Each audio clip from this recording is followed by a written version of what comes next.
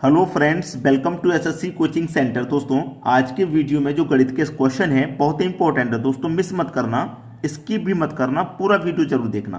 तो चलिए स्टार्ट करते हैं। पहला क्वेश्चन है, एक्स एक दिन में एक काम का 25% खत्म करता है। कोई भी एक काम का 25% खत्म कर रहा है। देखिए, कोई भी काम अपने आप में 100% होता है, ये बात आप अच्छे से जानते हैं। कोई भी काम अपने आप में 100% होता है। वो एक काम का 25% खत्म कर रहा है, यानी कि एक की वैल्यू 25% होगी तो चार की वैल्यू पूरे 100% होगी। ठीक है, पूरे 100% तो काम खत्म करना है कि नहीं, तो चार की वैल्यू पूरे 100% होगी। तो हमारा जो एक्स है वो कितना करेगा, 4 दिन में करेगा पूरा 100 काम। ठीक है, एक दिन में 25 कर रहा है तो 4 दिन में पूरा 100% कर लेगा। फिर कहा गया है कि वाई, जो हमारा वाई है उसी काम का 12.5% खत्म कर सकता है, यानी कि एक दिन में, वो भी एक दिन में कितना, 12.5% खत्म कर सकता है। भाई एक दिन में 12.5% खत्म कर रहा है और काम तो उसे पूरा 100% खत्म करना होगा, तो वो 8 दिन में पूरा 100% काम खत्म कर लेगा कि नहीं कर लेगा। 8 दिन में वो पूरा 100% काम खत्म कर देगा।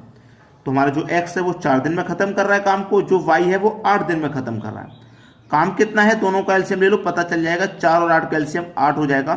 4 से कटाएंगे 8 को 2 बार में, 8 से कटाएंगे 8 को 1 बार में, यानी कि वाई एक्स हमारा एक दिन में 2 काम कर रहा है तो 4 दिन में पूरा 8 खत्म कर रहा है। वाई हमारा एक दिन में 1 कर रहा है तो 8 दिन में पूरा 8 खत्म कर रहा है। ठीक है, फिर बोला है कि कितने दिनों में दोनों मिलकर काम खत्म करेंगे। दोनों मिलकर, दोनों को मिला दो, दोनों मिल जाएंगे तो एक दिन में कितना काम करेंगे, 2 और 1 3 काम करेंगे दोनों मिलकर एक दिन में। काम टोटल कितना है, 8। एक दिन में करेंगे 3, कटा दो, 3 दूने का 6, 2 बचेगा, नहीं जाएगा 10, मतलब 20 हो जाएगा। नहीं कटेगा ना, तो 3 छिंग 18, 20 में 3 छिंग 18 हो गया। फिर से 2 बचेगा, फिर से 3 छिंग 18, फिर से 2 बचेगा, 3 छिंग 18, तो यही 6 6 6 6 आपका चलता रहेगा। तो इसको आप क्या लिख सकते हैं, 2.67 लिख के इसे खत्म कर सकते हैं। यहीं के यहीं आपका ये आंसर हो जाएगा, 2.67। 6 6 6 रिपीट हो रहा है ना, 1 6 लिखेंगे, उसके बाद में 7 लिख देंगे। ठीक है, तो 2.67 ये आपका सही जवाब है, बिल्कुल सही जवाब।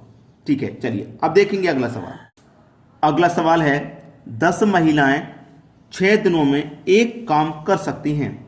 देखिए, उसने बोला है कि 10 महिलाएं यानी कि 10 वुमेन, ठीक है, 6 दिनों में कोई काम खत्म कर रही हैं, बराबर।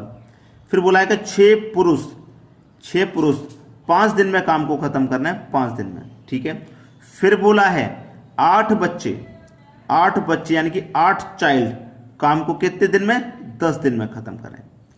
तो एक महिला, एक पुरुष और एक बच्चे की क्षमता का अनुपात, हमें दक्षता का अनुपात बताना है। ठीक है, चलिए 6 कमल पे 10 से कर दूंगा तो 60 वुमेन, 6 पंजे 30 मैन, 10 8 80 चाइल्ड। ठीक है, बराबर में 0 0 कट जाएंगे सारे ये। ठीक है, ये 6 वुमेन हुआ, 3 मैन हुआ, 8 चाइल्ड हुआ। ठीक है, अब देखना, वुमेन, मैन और चाइल्ड का ही तो दक्षता का हमें अनुपात बताना है, दक्षता का। ये वुमेन लिया मैंने, ये मैन लिया और ये चाइल्ड लिया, इसकी वैल्यू 6 है, इसकी 3 है, इसकी 8 है। अब जैसे हमें वुमेन की निकालनी है वैल्यू, तो मैं इस 6 को छिपा लूंगा, इसको छिपा लूंगा, इन दोनों का मल्टीप्लाई करूंगा, 8 त्रिक का 24, इसके साथ लिख दूंगा 24। मैन की निकालूंगा तो मैन वाले को छिपा लूंगा, इन दोनों का मल्टीप्लाई करूंगा, 8 का 6 से करूंगा तो 8 6 48। अब चाइल्ड के निकालूंगा, चाइल्ड वाले को छिपा लूंगा, 3 का 6 का मल्टीप्लाई करूंगा, 3 6 18। अगर ये किसी कॉमन संख्या से कट सकती हैं तो कटा लेंगे, नहीं कटी तो छोड़ देंगे। ठीक है, चलिए 3 से ये सभी कट रही हैं, 6 से भी कट रही हैं तो 6 से कटा लेंगे। 6 चौके 24, 6 अट्ठे 48, 6 त्रिक का 18, यानी कि 4 8 3, ये इनकी दक्षता का अनुपात हो गया। दक्षता का अनुपात 4 8 3, यानी कि डी ऑप्शन बिल्कुल सही है। तो इस तरीके का प्रश्न आएगा तो आप आसानी से बना लेंगे, कोई दिक्कत नहीं होगी। चलिए अब देखेंगे अगला सवाल। अगला प्रश्न है, 2 1 2 3 5 4 7 3 5 2 4 का परास यानी कि रेंज पता लगाएं। परास को इंग्लिश में कहते हैं रेंज। अब रेंज पता लगाने के लिए रेंज कैसे पता लगाते हैं, रेंज इक्वल टू क्या होता है, मैक्सिमम, ठीक है, माइनस मिनिमम। ठीक है, मैक्सिमम यानी कि सबसे ज्यादा, मिनिमम यानी कि सबसे कम, तो मैक्सिमम में से सबसे कम को माइनस कर देना है। मैक्सिमम क्या है यहां पे? मैक्सिमम का मतलब सबसे बड़ा नंबर क्या है? सबसे बड़ा 7 आपको नजर आएगा, 7 ले लो। मिनिमम सबसे छोटा 1 है, 1 ले लो। 7 में से माइनस कर दो 1, 6 आ जाएगा। बस रेंज आपको मालूम हो गया, 6। यही आपका आंसर हो गया भाई, 6। बी ऑप्शन बिल्कुल सही जवाब। चलिए अब देखेंगे हम अगला सवाल। अगला सवाल है, यदि 12,500 रुपए को 2 वर्ष के लिए 20% प्रति वर्ष साधारण ब्याज और चक्रवृद्धि ब्याज पर निवेश किया जाता है तो उसके मूल्य के बीच क्या अंतर है? देखिए, सबसे पहले निकालेंगे एसआई का अंतर, यानी कि मैं क्या करूंगा, हमसे उनके बीच का मूल्य का अंतर पूछा है ना, तो दोनों का अलग अलग मूल्य में ना निकाल करके दोनों के रेट का अंतर निकाल लूंगा तो मूल्य का अंतर पता लग जाएगा। देखिए, जैसे कि सिंपल इंटरेस्ट क्या है हमारा, 20% का रेट है 1 वर्ष का, और 2 वर्ष के लिए कहा गया है भाई 1 साल का 20%, फिर दूसरी साल भी 20% लगेगा, तो 2 साल का कितना हो गया भाई, 40% हो गया कि नहीं। अब सीआई को ले लो, कंपाउंड इंटरेस्ट, 1 साल का 20% है, प्लस दूसरी साल भी 20% रहेगा। लेकिन आप अच्छे से जानते हैं कि कंपाउंड इंटरेस्ट में ब्याज पे भी ब्याज लगता है, तो 1 साल का जो 20% है इसमें भी लगेगा, कितना, 20% है ना, तो 20 पे भी ब्याज लगेगा, 20 का परसेंट का मतलब बटे में 100। 2 जीरो से आपके ये 2 जीरो कट गए, 2 का मल्टीप्लाई 2 से करो 4, 20 और 20 40, 40 में जोड़ देंगे 4 तो 44, यानी कि सीआई कितना हो गया, 44% का। अब देखिए, एसआई कितना था, 40%, एसआई था आपका 40%, सीआई 44, एसआई 40, दोनों का अगर मैं अंतर करूंगा तो 4% का अंतर आ जाएगा। बस अंतर आ गया 4% का, तो मूल्य का भी अंतर आ जाएगा। कितने रुपए थे हमारे पास, 12,500, इसका क्या निकालेंगे, 4% का अंतर आया तो 4% निकाल लो, परसेंट का मतलब बटे में 100, 2 जीरो से 2 जीरो कट जाएंगे, 125 का मल्टीप्लाई 4 से कर दो, 500 होता है। ये आपका सही जवाब, दोनों के मूल्य के बीच का अंतर 500 रुपये हो जाएगा, यानी कि डी ऑप्शन बिल्कुल सही।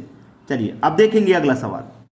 अगला प्रश्न है, यदि x एक अभाज्य संख्या है तो x और उसके तुरंत बाद आने वाली संख्या का एलसीएम होगा। x एक अभाज्य संख्या है, तो अभाज्य संख्या सबसे पहली 2 होती है, ठीक है, 2 होती है। उसने बोला एक x एक अभाज्य संख्या है और उसके तुरंत बाद आने वाली, तो 2 के तुरंत बाद 3 आएगी। दोनों का एलसीएम अगर मैं निकालूं तो दोनों का मल्टीप्लाई करना होगा, 3 दूने का 6, ठीक है। 3 भी एक अभाज्य संख्या है, तो 3 के बाद में तुरंत आने वाली संख्या 4 है, तो दोनों का मल्टीप्लाई ही करना पड़ेगा, 3 चौके 12 एलसीएम निकालने के लिए। या कोई भी मैं 4 के बाद 5 एक अभाज्य संख्या ले लूं, तो 5 के बाद में आने वाली संख्या 6, तुरंत बाद आने वाली 6, 5 6 के 30 हो जाएगा। तो इसका मतलब क्या है कि x मेरी अभाज्य संख्या है, ठीक है, तो x में मैं 1 जोड़ के ही तो लिखूंगा आगे, जैसे 5 में 1 जोड़ के लिखा 6, 3 में 1 जोड़ के लिखा 4, 2 में 1 जोड़ के लिखा 3, ऐसे ही x मेरी अभाज्य, x में 1 जोड़ के लिखूंगा कि नहीं लिखूंगा, और दोनों का मल्टीप्लाई ही तो मेरा एलसीएम होगा, दोनों का मल्टीप्लाई ही तो एलसीएम आ रहा है कि नहीं। तो यही मेरा सही जवाब है, x into x plus 1, x into x plus 1, C option. चलिए अब देखते हैं अगला सवाल। अगला प्रश्न है, यदि दीवार का 1/4 नीले रंग से पेंट है, 1/4 नीले रंग से पेंट है, 1/2 पीले रंग का पेंट है, 1/2 पीले रंग से पेंट है, शेष 3 मीटर सफेद रंग से पेंट है, तो दीवार की लंबाई क्या है? देखिए, 1/4 नीले रंग से पेंट हो रहा है और 1/2 पीले रंग से पेंट हो रहा है, इसको दोनों को होने के बाद 3 मीटर शेष है, तो पहले इसको निकाल लीजिए। 4 और 2 का एलसीएम 4 हो जाएगा, 4 से 4 को घटाएंगे एक बार में, 1 का मल्टीप्लाई 1 से करो 1, प्लस 2 से 4 को घटाएंगे 2 बार में, 2 का मल्टीप्लाई 1 से करेंगे 2, ठीक है, ऊपर आ गया 3 बटे में आ गया 4, यानी कि इतना हमारा पेंट हो चुका है। कोई हमारे पास जैसे कि मान लीजिए कोई एक दीवार है, उसमें से कितना पेंट हो चुका है, 3/4 हमारा पेंट हो चुका है, तो बचा कितना, 4 एक कम 4, 4 में से जाएगा 3, तो 1/4 बचा। कितना बचा है भाई हमारे पास, 1/4 बचा है, 1/4 बचा है, और यहां कितना बच रहा है, से 3 बच रहा है, तो 1/4 की वैल्यू 3 के बराबर है कि नहीं। खत्म क्वेश्चन, 4 का मल्टीप्लाई 3 से हो जाएगा, 4 त्रिक 12, यानी कि पेंट सफेद रंग से पेंट है, तो दीवार की लंबाई क्या है, दीवार की लंबाई कितनी होगी भैया, 12। पहला ऑप्शन आपका सही जवाब। सभी को समझ में आ गया? आज की वीडियो में इतना ही। वीडियो देखने के लिए बहुत बहुत धन्यवाद।